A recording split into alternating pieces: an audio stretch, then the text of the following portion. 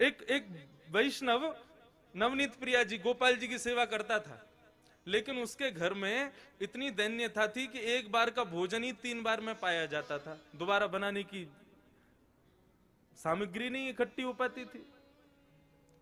अब उसका कोई एक मित्र आया, वो पैसे वाला, उसने आकर के उससे कहा और भाई सब ठीक? बोले हाँ सब ठीक। बोले तुम्हारा दिन सुधर गए कि नहीं? बोले अब वैसे ही है भैया, क्या करें, एक समय अब रोटी बनती है, उसी से शाम तक का गुजारा होता है।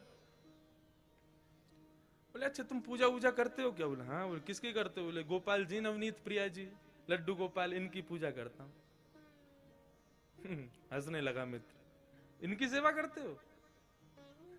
अरे ये भी बेचारे जब इनको पूतना मारने आई ना, स्तनों में विष लगा के, तो ये भी नेत्र बंद करके शंकर जी से मदद मांग रहे थे कि पूतना के स्तन के विष को तुम पी जाओ। अरे जो अपनी रक्षा स्वयं नहीं कर पाते, तुम्हारी रक्षा क्या करेंगे? इनसे बड़े शंकर जी हैं, शंकर जी को लिया हो तुम, उनकी सेवा शुरू कर दो। अब बेचारा मरता क्या नहीं करता, सब कर लेते हैं। शंकर जी ले आया दूसरे दिन, और नवनीत प्रिया जी लड्डू गोपाल जी को दूर एक जगह टेबल पे बिठा दिया। बोले तुम्हारी सेवा अब हो गई, तुमने तो कुछ किया नहीं, अब इनकी करेंगे हम। अब शंकर जी की पूजा उसने शुरू कर दी, खूब रुद्राष्टाध्यायी से अभिषेक आदि सब करने के बाद में अगरबत्ती जला करके और त्रिपुंड लगा लिया। पहले तो उर्दपुंड लगा रहा था, अब त्रिपुंड लगा करके ओम नमः शिवाय जप करने लगा। अब जैसे ही आंख खोल के देखा तो जो उसने अगरबत्ती जलाई थी उसका धुआं उड़ करके गोपाल जी के पास जा रहा था। अब वो धुआं है, वो तो कहीं भी जा सकता है। अब जैसे ही गोपाल जी के चारों तरफ उसने धुआं देखा तो ठाकुर जी के पास जाके क्या बोलता है, इतने वर्षों से सेवा कर रहा था, तब तो मेरी नहीं सुनी, आज दूसरे किसी को ले आया तो चिढ़ के मारे उसकी अगरबत्ती भी खुद ही सूंघ रहे हो।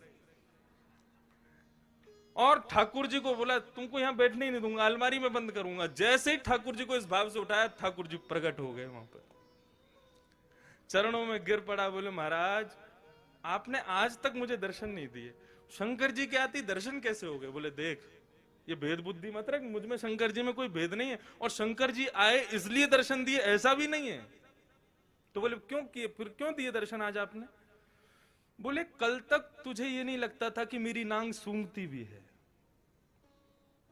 कल तक तुझे ये नहीं लगता था कि मुझे भी जलन हो सकती है, लेकिन आज तेरे भीतर ये भाव आया कि मैं चैतन्य हूं, ये अगरबत्ती मैं भी सूंघ रहा हूं, मुझ में भी एक जलनशीलता आई है, मतलब मैं साधारण मूर्ति नहीं, मैं चैतन्य हूं।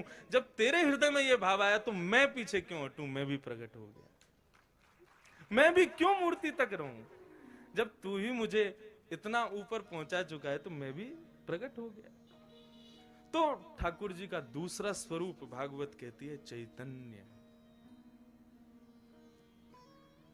उनमें सदैव वही भाव रखो, ये चैतन्य है। एक बार को मंदिर में विराज रहे ठाकुर में हमारी चैतन्यता का भाव रहता है कि नहीं ये ठाकुर जी हैं, इनके सामने बेल्ट नहीं पहननी, इनके सामने जींस नहीं पहननी, इनके सामने ऐसे नहीं जाना। लेकिन अपने घर के ठाकुर के सामने भी हम लोगों के अंदर चैतन्यता का भाव तो रहता नहीं। 2 दिन के लिए उदयपुर में महाराज किसी का ब्याह हो रहा है हमारे परिवार में, और 2 दिन के लिए जाना है पूरे घर को, 80-80 हजार रुपए के सबने कपड़े बनवाए हैं अपने, सब लोग जाएंगे ठाकुर जी के आगे मिश्री रख जाएंगे।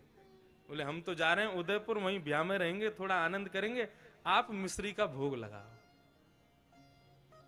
तुम रह लोगे 2 दिन मिश्री पे? नहीं रह सकते। सब लोग इधर देखो, सावधानी से एक बात बता रहा हूं मैं, इस बात को समझ लेना। ये 24 अवतार तो ठाकुर जी के हैं ही हैं, ये 25वां अवतार जो अर्चा अवतार है, ये ठाकुर जी ने क्यों धारण किया? हमारे घर में ठाकुर जी अपनी सेवा कराने के लिए क्यों पधारे?